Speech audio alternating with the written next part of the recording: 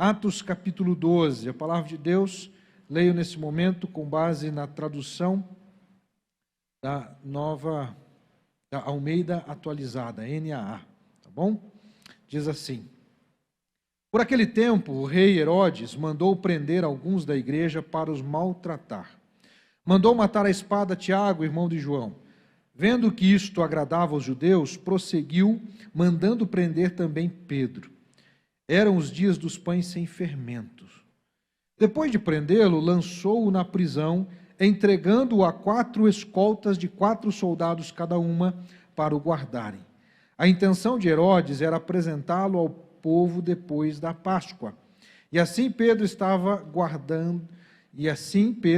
guardado na prisão. Mas havia oração incessante a Deus por parte da igreja a favor dele. Versículo 6. Na noite anterior ao dia em que Herodes ia apresentá-lo ao povo, Pedro dormia entre 2 soldados, preso com 2 correntes. Sentinelas junto à porta guardavam a prisão. Eis, porém, que sobreveio um anjo do Senhor e uma luz iluminou a prisão. O anjo tocou no lado de Pedro e o despertou, dizendo: levante-se depressa. Então as correntes caíram das mãos dele e o anjo continuou: coloque o cinto e calce as sandálias. E ele assim o fez. O anjo lhe disse mais: ponha a capa e siga-me.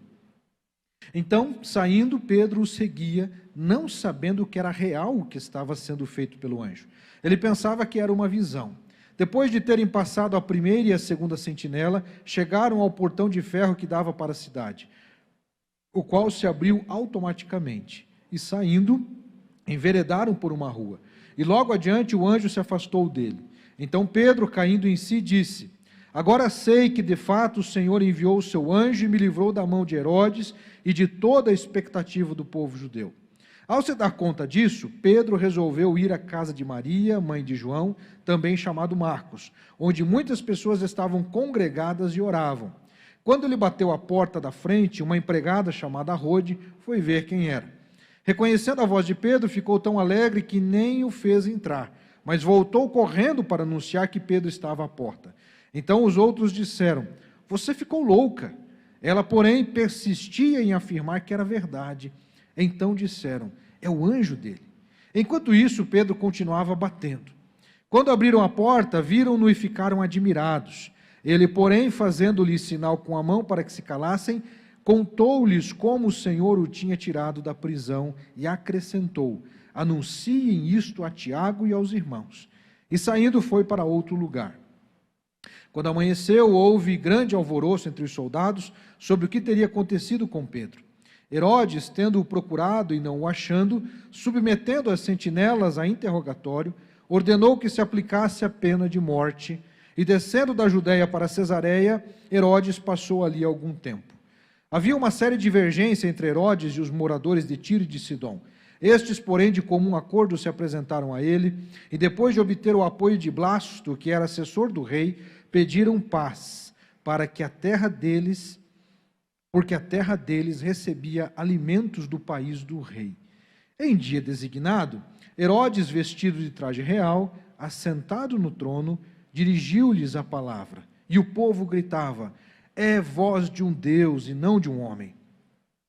No mesmo instante, um anjo do Senhor feriu Herodes, por ele não haver dado glória a Deus, e comido de vermes morreu. Entretanto, a palavra de Deus crescia e se multiplicava. Barnabé e Saulo, cumprida sua missão, voltaram de Jerusalém, trazendo consigo João, também chamado Marcos. Que Deus abençoe a leitura da sua palavra e aplique-a aos nossos corações. Se os irmãos disseram amém, eu não ouvi. Que o Senhor nos abençoe, assim seja. Hoje pela manhã, queridos, nós estudamos capítulo 4 de Atos, e nós falamos sobre tempos difíceis. Tempos difíceis requerem posturas necessárias e inegociáveis. Coloca ali, por favor, Márcio, a tela com os resumos, da mensagem que vimos hoje pela manhã. Posturas necessárias e inegociáveis.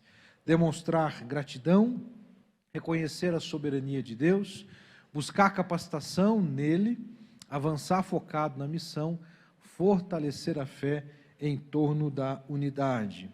Desdobrando para esta mensagem, eu quero continuar com a chamada principal, reafirmando tempos difíceis.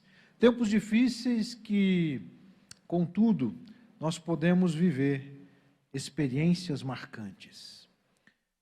Tempos difíceis, mas que são processos que Deus nos permite acessar, experiências marcantes. Para mostrar estas experiências marcantes, nesse texto bíblico nós identificamos alguns tópicos importantes. Eu vou pedir para alguém desligar aquele ventilador ali para mim, por favor, que senão eu vou ficar lutando com a folha aqui, daí os irmãos sabem que eu sou um homem que precisa de concentração, né? Quando a gente começa a se dispersar, o pensamento voa longe também. Obrigado. Olhando para esse texto bíblico, queridos, nós encontramos aqui algumas experiências marcantes, muito marcantes. E elas podem ser também verificadas ao longo da história do povo de Deus, ao longo da história da humanidade. Mas o nosso foco aqui é pensarmos na experiência ou nas experiências marcantes que o povo de Deus vive quando se submete, quando depende de Deus para justamente viver com essas dificuldades, com essas lutas e assim por diante.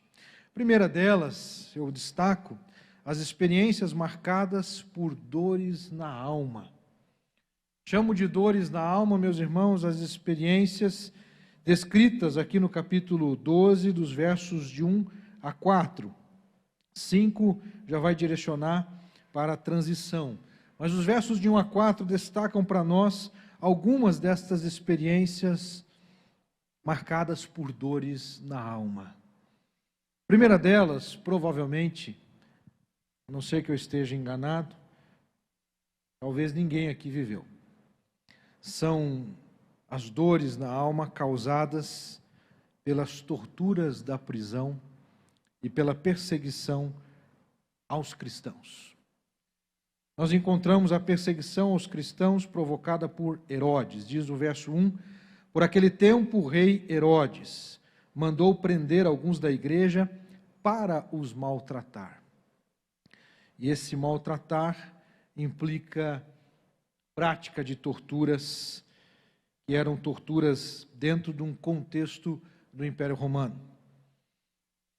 Este é o neto de Herodes o Grande, aquele que mandou matar os infantes quando ele recebeu a notícia do nascimento do Messias. Ele teve 3 filhos, 2 filhos, o Filipe, o primeiro, e este aqui é Herodes Antipas, neto de Herodes o Grande. Herodes Antipas, meus irmãos, na mesma intensidade que seu pai, um rei sanguinário, um rei disposto realmente a prevalecer. Ele foi tetrarca de 4 cidades, de 4 regiões, que lhe conferiram um poder semelhante ao do seu avô. E por causa dessa postura, uma postura realmente violenta, a qual inclusive é marcada pela morte de João Batista, em que coloca a cabeça dele num prato. Também manda matar Tiago, irmão de João. Lembremos aqui que nós temos 4 Tiagos na Bíblia. Esse é Tiago, irmão de João. Temos Tiago, o Alfeu, irmão de Alfeu. Temos Tiago, irmão de Jesus. E este aqui é Tiago, irmão de João, um dos apóstolos. Este Tiago, meus queridos, era um líder proeminente na história da igreja e naquele momento. Ele, nesse tempo aqui, configurava-se numa importância tanto quanto Pedro e outros apóstolos. Nós encontramos o Herodes fazendo esse movimento de perseguição aos cristãos. Isso, meus irmãos, é reproduzido por vários no decorrer da história. Nesse tempo, Cláudio, imperador romano, também promove, e é nesse tempo também que vai ocorrer uma grande fome no período. Isso está descrito ali no final do capítulo 11. Então nós temos aqui alguns elementos históricos que nos ajudam a entender que o momento era caótico. Havia fome, havia perseguição, havia morte. Ele mandou matar a espada Tiago, irmão de João. Mandou prender cristãos para os maltratar. Isso tudo porque ele queria agradar os judeus contrários ao cristianismo. Ou seja, tudo isso por causa de uma decisão política. Daí, meus irmãos, a importância de orarmos por nossas autoridades, por aqueles que exercem autoridade e que fazem políticas, por motivações ambiciosas, e geralmente vinculadas ao desejo de prevalecer. Mas o fato, queridos, que Deus permitiu. E se Deus permitiu, nós nos deparamos também com outras crises. Então veja, nós temos aqui, no final do verso 11, uma crise econômica, nós temos uma crise política, nós temos um rei sanguinário, nós temos a igreja sendo perseguida, um dos seus principais líderes sendo morto, juntamente com tantos outros que vieram antes e depois. Nós encontramos cristãos vivendo debaixo de uma pressão psicológica, as dores do luto. Além das dores do luto, que também é algo presente em nosso tempo, nós encontramos aqui as dores na alma provocadas por dúvidas. Por que Deus permitiu acontecer o que aconteceu com Tiago e não permitiu acontecer com Pedro? Por que Tiago morreu e Pedro não morreu naquele momento, naquele tempo, naquelas circunstâncias? Situações que nós também nos deparamos. Estamos orando por pessoas que amamos, que estão enfermas, que estão passando por dificuldades. Muitos são curados, muitos são restaurados, mas outros acabam partindo. E isto pode gerar, meus irmãos, dúvidas, questionamentos. Afinal de contas, o porquê destas questões. Então, amados, nós nos deparamos com experiências marcadas por dores na alma. Dores estas que nós precisamos aprender a lidar, a tratar e a resolver, porque senão ficaremos doentes e enfermos. E quando estamos doentes e enfermos, temos dificuldades em atuarmos e servirmos no reino, porque de algum modo estamos prejudicados. Não podemos, queridos, simplesmente aprender a conviver com a dor. Sabemos que isto às vezes é necessário. É um ponto também importante, porque o nosso tempo é um tempo que, com todas as forças e esforços, tentamos diminuir nossas dores. Ao sinal de uma pequena dor, muitos de nós já estamos tomando comprimidos e remédios para tentar não sentir dor. Muitos pais estão educando seus filhos, insistindo com uma temática de que eles não podem ser expostos a nenhum tipo de sofrimento, de perda ou coisa do gênero. De maneira, queridos, que quanto mais frouxos nós somos na educação e quanto mais liberais nós somos nesses processos, nós acabamos permitindo que os nossos filhos muitas vezes não criem casca. Já ouviu essa expressão? O que é criar casca? A ferida aberta, meus irmãos, ela fica incomodando, até que ela possa criar casca e proteger aquela situação ali. Então nós precisamos também permitir, sim, determinadas experiências, elas nos fazem crescer na fé.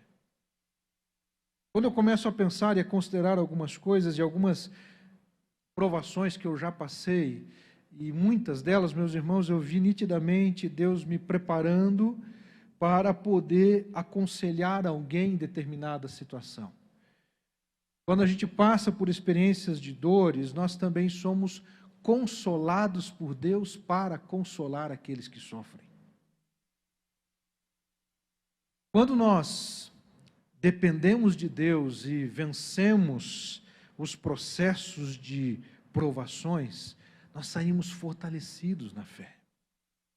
Então é tempo, meus irmãos, que Deus está lhe dando, está nos dando a todos nós a oportunidade de, apesar de experiências marcadas por dores na alma, sermos tratados por Ele para suportarmos e vencermos cada uma destas situações de dificuldades.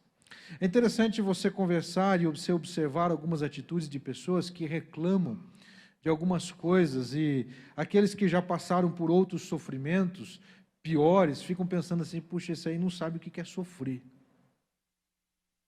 Às vezes, meus irmãos, nós reclamamos porque a comida está salgada ou está sem sal, mas nós não sabemos, ou talvez muitos de nós não sabemos o que é não ter o que comer. Reclamamos que estamos com frio ou com calor, mas não sabemos o que realmente é sentir frio e sentir calor, o que é sentir fome. Então, eu penso que, às vezes, é necessário Deus permitir exatamente situações como essa para que a gente possa acessar e ver o que é isso. Gostaria de ver um vídeo com vocês. Pode passar lá, Márcio, por favor. Ele traz para nós, irmãos, aqui um resumo de algumas coisas que estão acontecendo a nível de mundo. É um vídeo produzido pela Missão Portas Abertas, que nos ajuda a vermos alguns dos sofrimentos que nossos irmãos estão passando pelo mundo. Lá.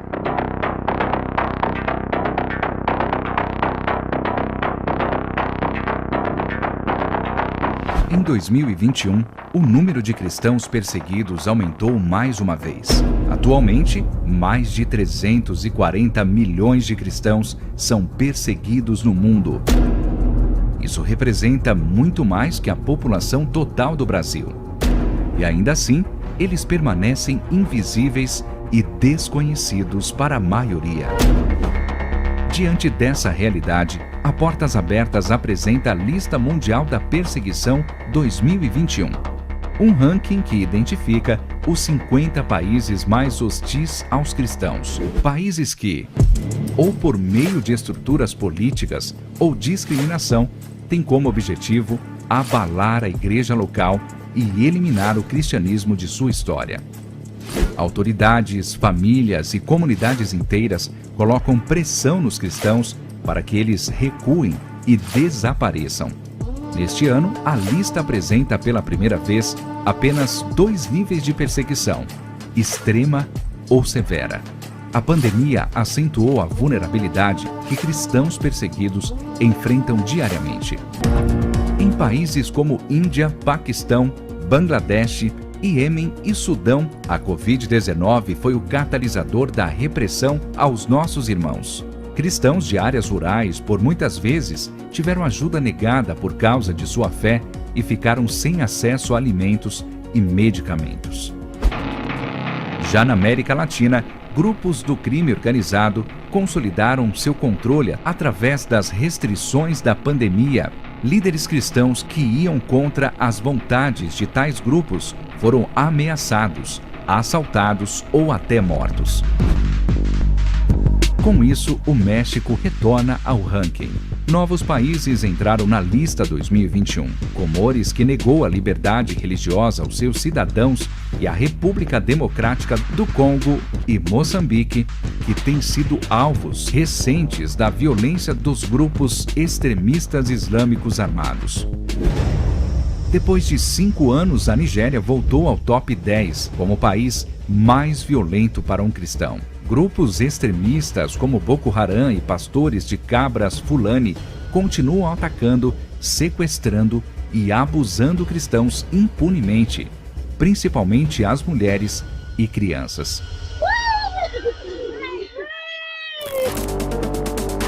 Já na China, o monitoramento e vigilância provém do Estado. O Partido Comunista tem cada vez mais colocado restrições para inibir a liberdade religiosa no país, o que coloca a China de volta nos top 20, depois de quase uma década. A Coreia permanece no número 1 no ranking por 20 anos consecutivos. Com o aumento do doutrinamento de crianças e adolescentes, pais continuam com medo de revelar a fé aos filhos. Se descobertos, podem ser enviados para campos de trabalho forçado ou até mesmo mortos, juntamente com sua família. Existem muitos outros países nessa lista e para eles a perseguição não para. Mas a luz de Cristo brilha entre os seus e o Evangelho também. Ainda que a pressão seja cada vez mais forte, nossos irmãos desafiam as leis e o perigo diário para andar com Jesus. Convocamos a Igreja de Cristo no Brasil a abrir os olhos, conhecer e apoiar os seus irmãos perseguidos ao redor do mundo. Abra os olhos à realidade da perseguição.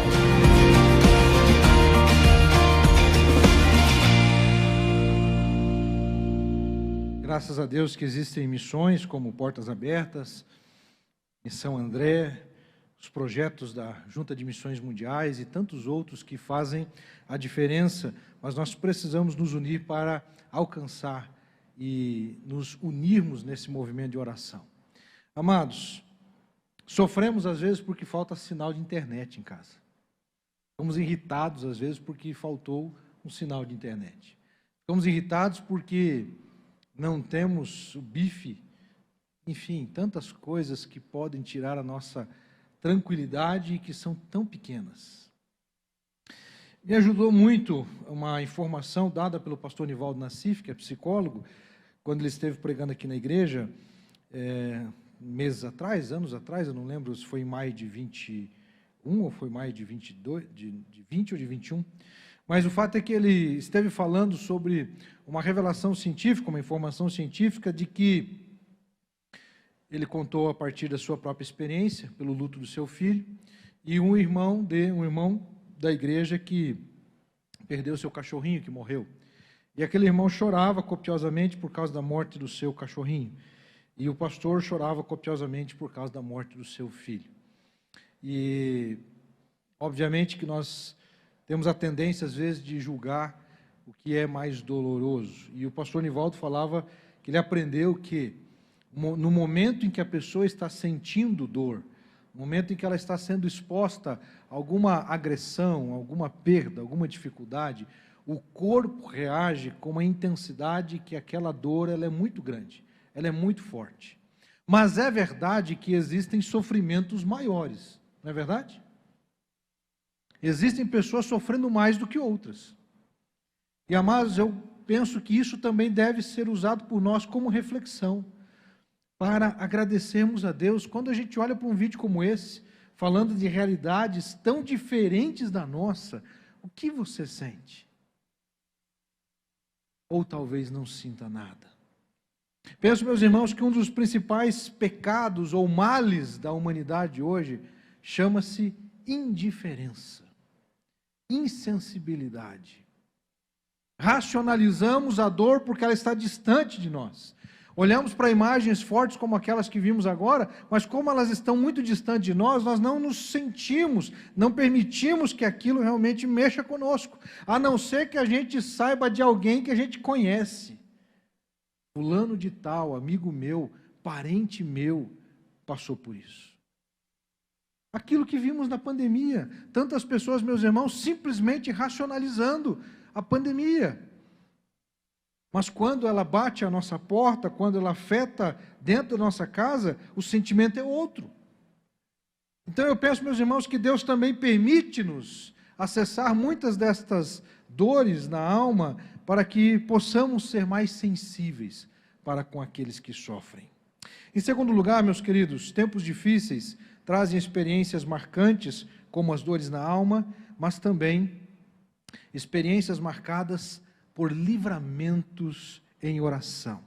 Dos versos 6 ao 17, nós encontramos ali a narrativa, né? A partir do verso 5, diz ali que Pedro estava guardado na prisão, mas havia oração incessante a Deus por parte da igreja a favor dele. Então, experiências marcadas por livramentos em oração. Sim, é verdade que passamos por experiências de dores, é verdade que passamos por experiências de perdas, mas nós também acessamos livramentos. Livramentos o tempo todo, todos os dias, Deus tem nos dado graça de muitos livramentos, inclusive dentre estes que nós nem identificamos, que nós nem sabemos, mas Ele nos livrou. E Ele livra-nos principalmente por meio de incessante oração. Vamos, irmãos, fazer 14 dias de oração, orarmos por essa situação da Ucrânia, orarmos pelos nossos irmãos que estão em luta contra algumas enfermidades, orarmos, meus irmãos, por famílias, por casais, orarmos pela realidade econômica do nosso país, orarmos por tantos processos que existem.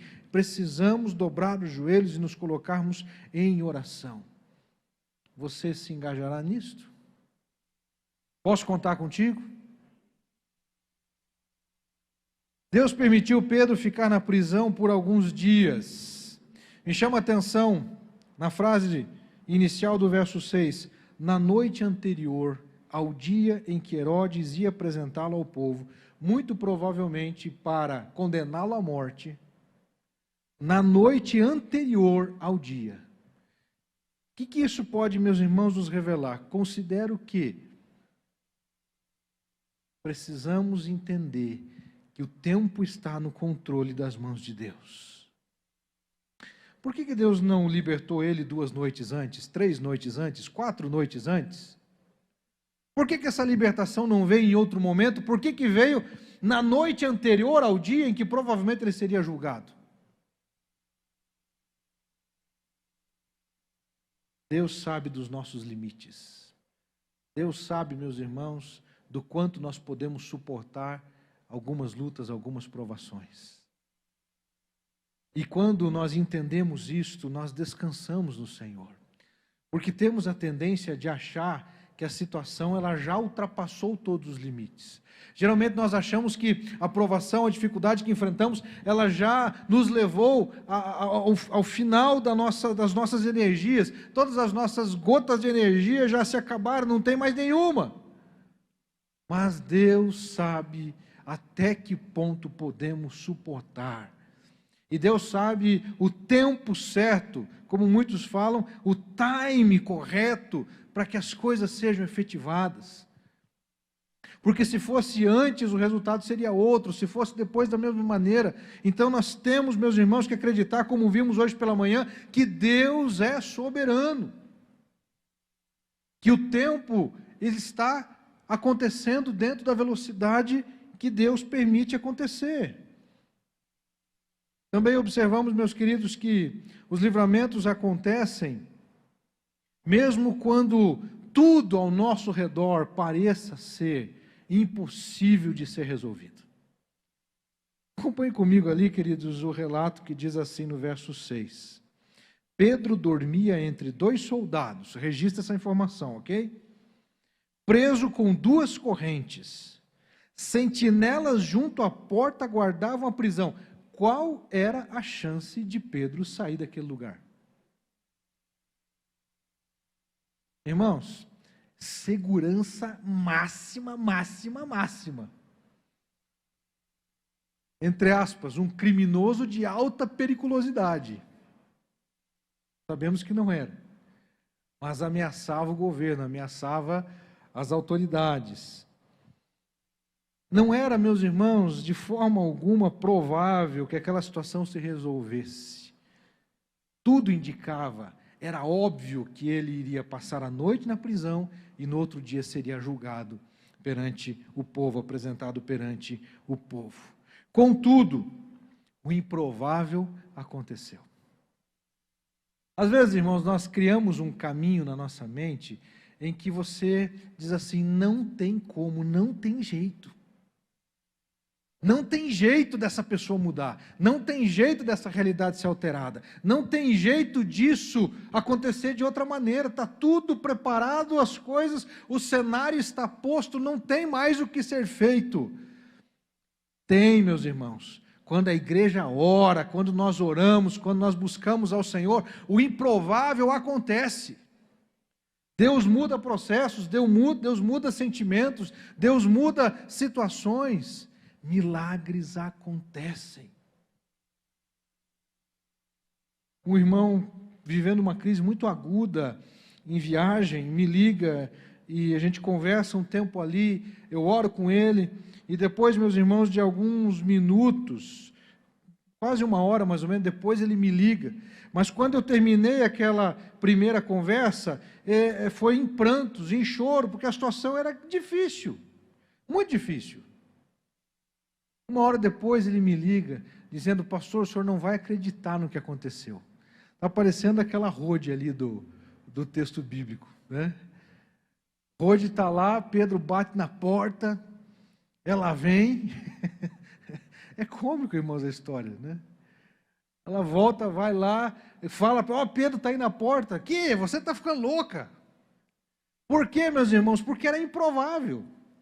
Aí esse irmão me liga lá: pastor, o senhor não sabe o que aconteceu aqui, eu estava aqui, apareceu alguém e resolveu isso, Irmãos, anjo de Deus, Deus enviou um anjo para resolver o negócio lá e permitir que aquele momento tivesse uma solução.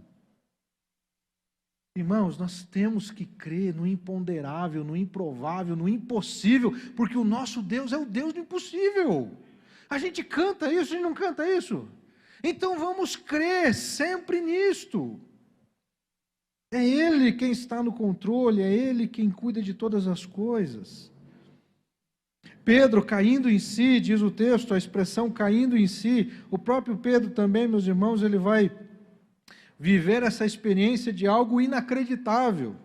Verso 11, então Pedro, caindo em si, disse: agora sei que de fato o Senhor enviou o seu anjo, porque até então ele achou que era um sonho, que era uma visão que estava acontecendo ali. Ao se dar conta disso, verso 12, Pedro resolveu ir à casa de Maria, mãe de João, também chamado Marcos. Irmãos, nós precisamos nos expor à dependência de Deus em oração e clamarmos ao Senhor. Quantos relatos nós temos na Bíblia e na história da igreja? Paulo e Silas estavam cantando, louvando a Deus por volta da meia-noite na prisão. O carcereiro estava lá à porta. Enquanto eles cantavam e adoravam ao Senhor, diz o texto lá que houve um terremoto, as celas se abrem, e aí o carcereiro estava no escuro, achou que todo mundo havia fugido, quis se matar, tentou ali o suicídio, e aí Paulo fala: não faça nenhum mal contra você, estamos todos aqui.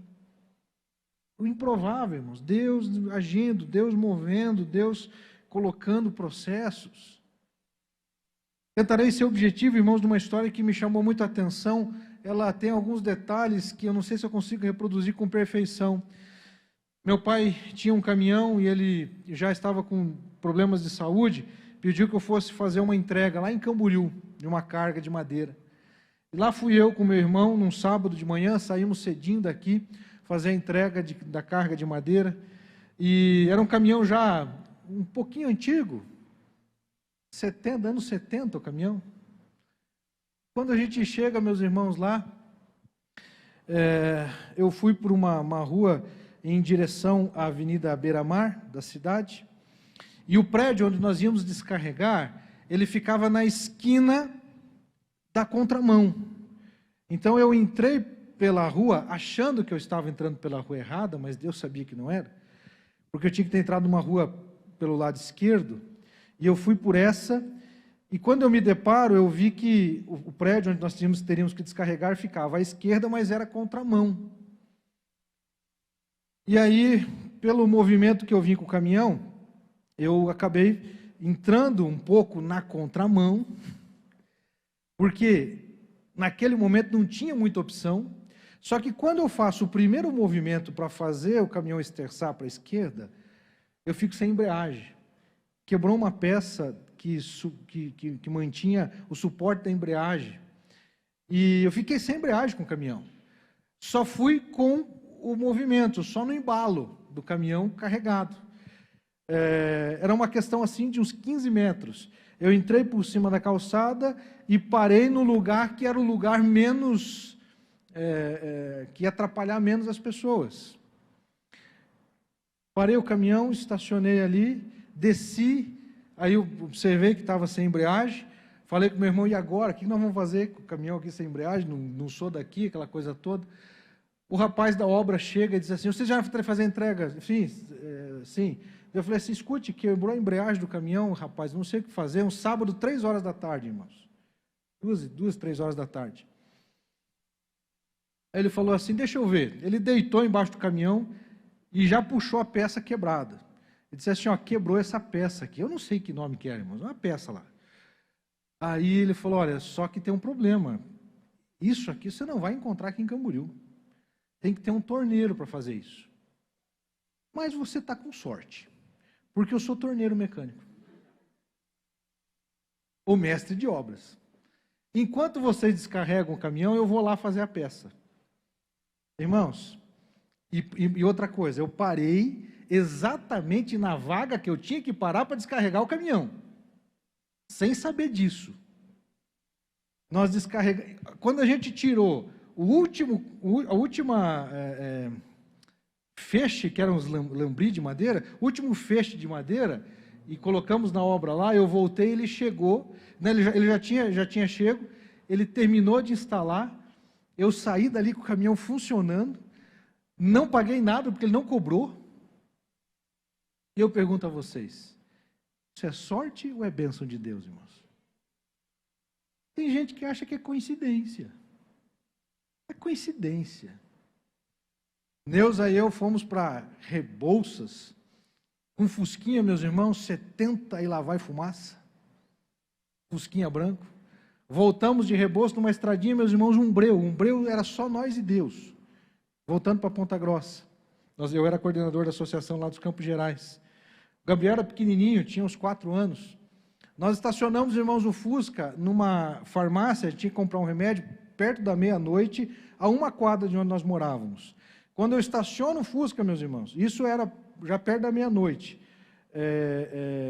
eu parei o carro, a roda do Fusca caiu. Irmãos, é Deus. Eu falei, Deus, os anjos, damos trabalho para esses anjos, viu? Eles vieram segurando o Fusquinha, irmãos, até chegar lá na farmácia. Irmãos, eu estou contando assim algumas, entre aspas, historinhas, mas são histórias que eu vivi, coisas do dia a dia. Como é bom a gente saber que Deus cuida de nós, inclusive nas pequenas coisas. Nós temos que se dar conta do que Deus está fazendo.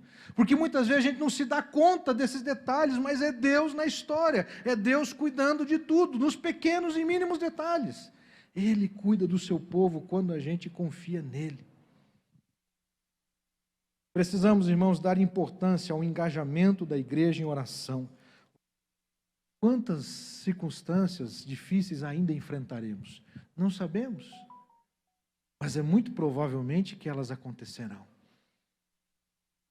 Mas mais certo do que enfrentar dificuldades é que Deus está conosco. Deus estará conosco. Eis que eu estou convosco todos os dias até a consumação dos séculos. O verso 22 nos apresenta também uma outra informação. O povo gritava, é a voz de um Deus e não de um homem. No mesmo instante, um anjo do Senhor feriu Herodes, por ele não haver dado glória a Deus e comido de vermes, morreu. Gálatas capítulo 6, versículo 7, diz que Deus não se deixa escarnecer. Contudo, aquilo que o homem plantar, certamente ceifará.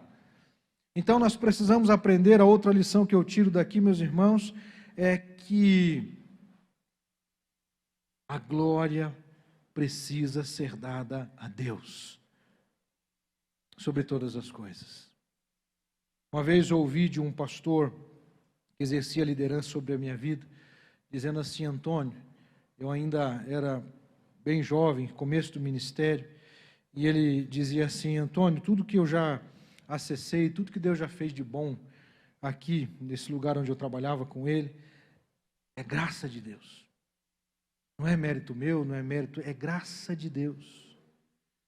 Irmãos, nós temos que entender, queridos, que tudo é pela graça, pela misericórdia de Deus. É Deus quem nos dá a bênção de fazer parte da sua obra. É Ele quem cuida de tudo. Ele é o Senhor das nossas vidas.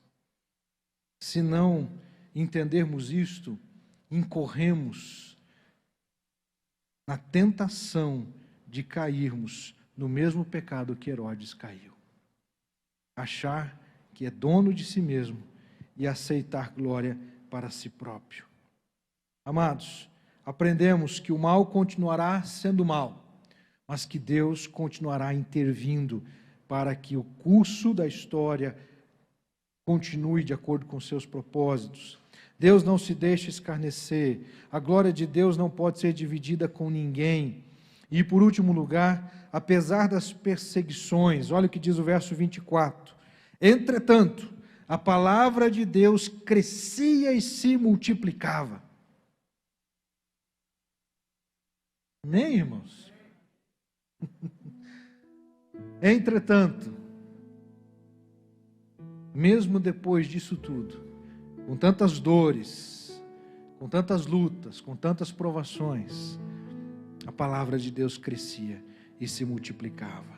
Barnabé e Saulo, cumprida a sua missão, voltaram de Jerusalém, trazendo consigo João, também chamado Marcos. Que missão é essa? Capítulo 11, verso 29.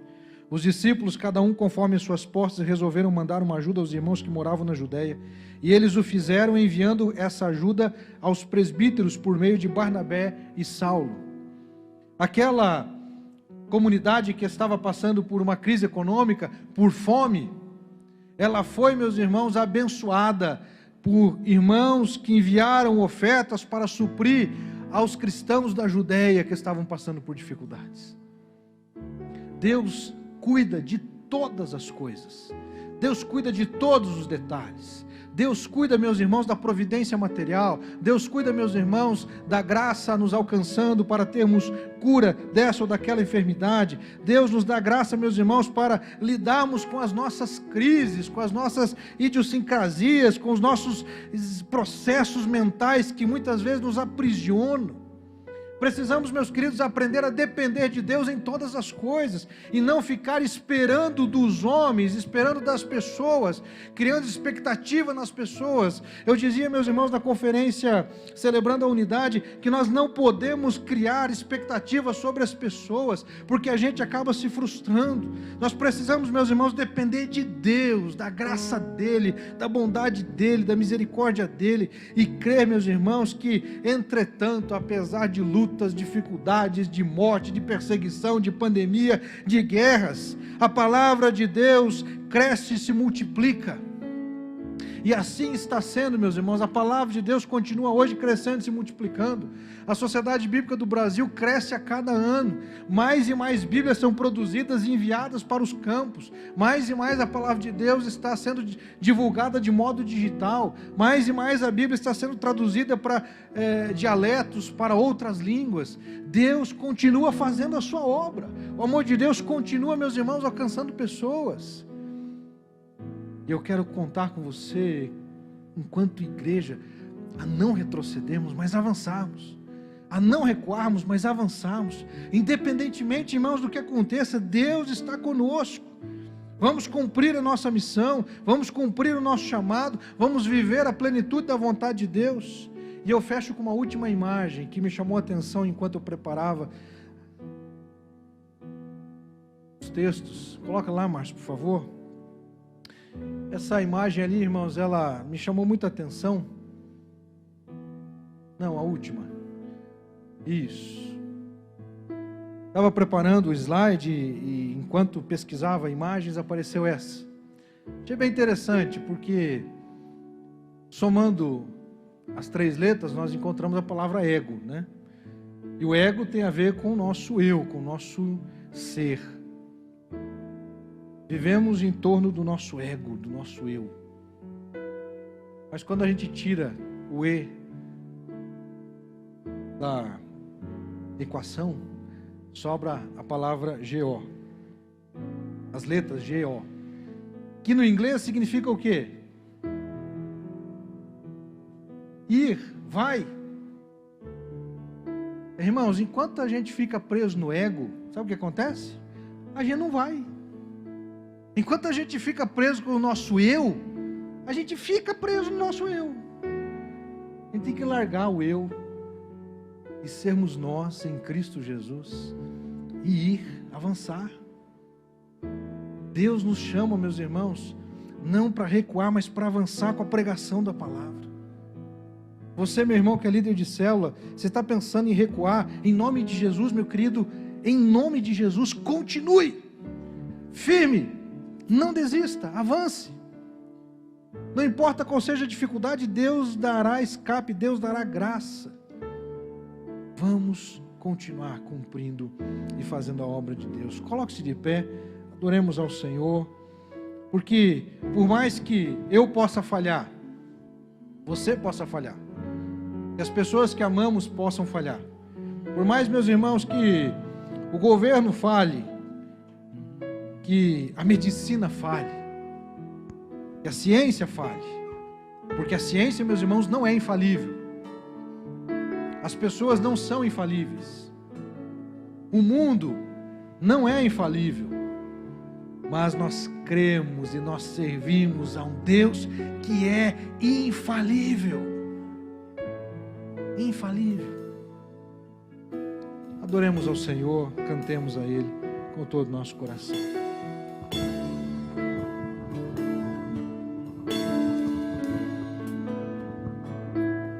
Em dias difíceis, Deus estava lá. Em noite de angústia, Deus estava lá. E quando eu chorei, Deus estava lá. Estava em silêncio, me ensinando a esperar. Em tempos de angústia, Deus estava lá. E nas aflições, Deus estava lá. Estava em silêncio, mas estava lá. Na montanha ou no vale, Deus estava lá.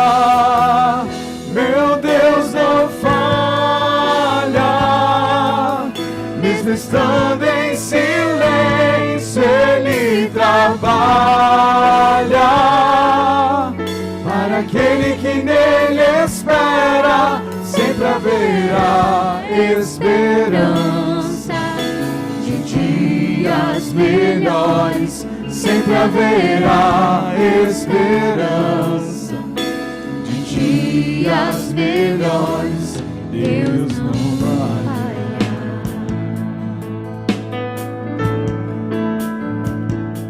Em tempos de angústia, Deus estava lá.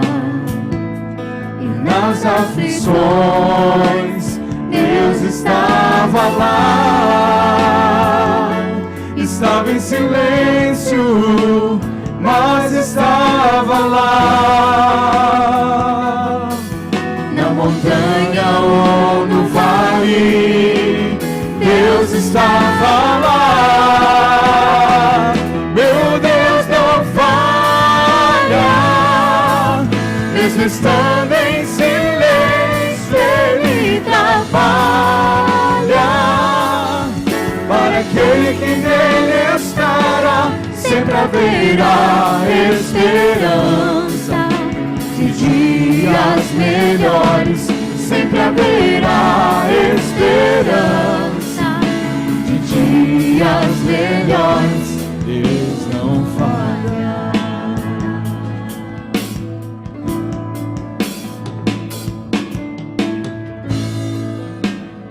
Eu sei que às vezes, irmãos, parece que Deus está demorando. Fico imaginando Pedro lá orando. Pedro também estava orando, a igreja estava orando. Mas a palavra nos diz, irmãos, que eles não pararam de orar. E aí veio a intervenção de Deus. Não pare de orar. Não pare de orar por aqueles propósitos que são nobres. Não pare de orar, meus irmãos, por aqueles sonhos que estão vinculados aos propósitos de Deus na sua vida. Amados, às vezes nós sonhamos algumas coisas que não tem nada a ver com o reino de Deus. E Deus não nos concede justamente por causa disso. A palavra de Deus nos diz em Tiago: pedis e não recebeis, porque pedis mal, para gastardes os vossos deleites, para suas ambições pessoais. Mas se os nossos sonhos, se as nossas orações estão vinculadas a algo nobre, vinculado ao reino de Deus, à vontade de Deus, é só uma questão de tempo para que isso aconteça, para que isso se manifeste. Deus não falha. E nós precisamos nos apresentar diante dele para também orarmos e clamarmos. Se você deseja, apenas se você deseja, apresentar diante do Senhor alguma demanda pessoal, apresentar a sua vida diante de Deus, diante de Jesus Cristo, gostaria de orar junto com você nesse momento, de orarmos clamando ao Senhor, pedindo a graça e misericórdia dele. Se for esse o caso, desça aqui, desça essas escadas, venha aqui à frente. Saindo do seu lugar, você está dizendo: Senhor meu Deus e meu Pai, aqui estou, e peço que o Senhor traga a intervenção, que o Senhor faça o improvável acontecer. Talvez na sua mente, a sua mente vai dizer para você assim: é improvável que essa situação mude, é improvável que esta situação seja alterada. Mas o nosso Deus é o Deus que faz as coisas de acordo com o seu propósito, mesmo que seja improvável acontecer.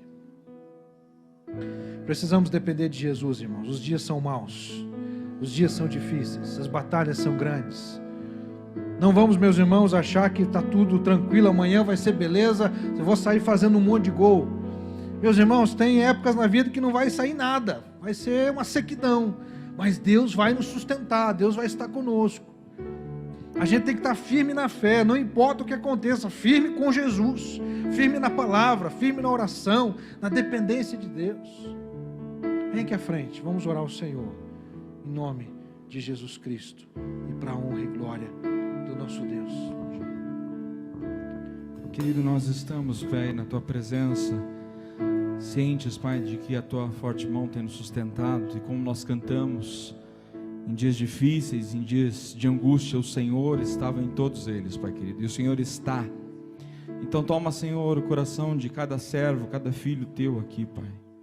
Recebe, Senhor Deus, a expressão do coração de cada um, Pai. Corações, Senhor, que estão muitas vezes angustiados, carecendo da Tua graça e da Tua presença constante, Senhor. Então venha intervir, Senhor, em cada coração aqui, trazendo alegria, paz, renovo, ânimo, para que juntos, como igreja, possamos celebrar a vida do Senhor neste lugar. E saber, Pai querido, que não há maior dificuldade, não há, Senhor Deus, impossibilidade alguma, Pai, que bloqueie o poder do Senhor, Pai querido.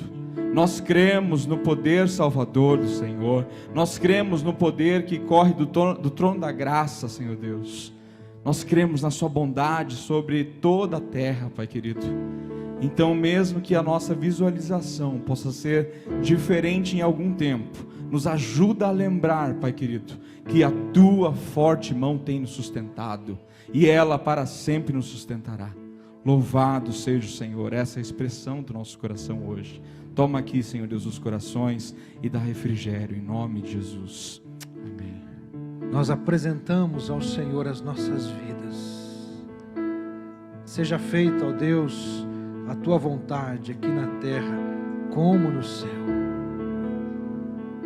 Leva o Teu povo, ó Deus, em paz, em segurança e confiança no Senhor. Renovada, confiança renovada na Tua palavra, confiança, Deus, renovada no Senhor, confiança renovada nas promessas do Senhor, confiança renovada na ação do Espírito Santo que está conosco em todo o tempo, Espírito que nos consola, que nos conforta, que na angústia, ó Pai, está conosco, Espírito, ó Pai, que nos ensina, Espírito, ó Deus, que nos adverte, Espírito, ó Deus, que nos confronta, que nos consola. Obrigado, abençoa, Pai, o Teu povo, para que receba e vá, ó Deus, na paz do Senhor Jesus, em nome de Jesus, amém, amém e amém. Deus abençoe.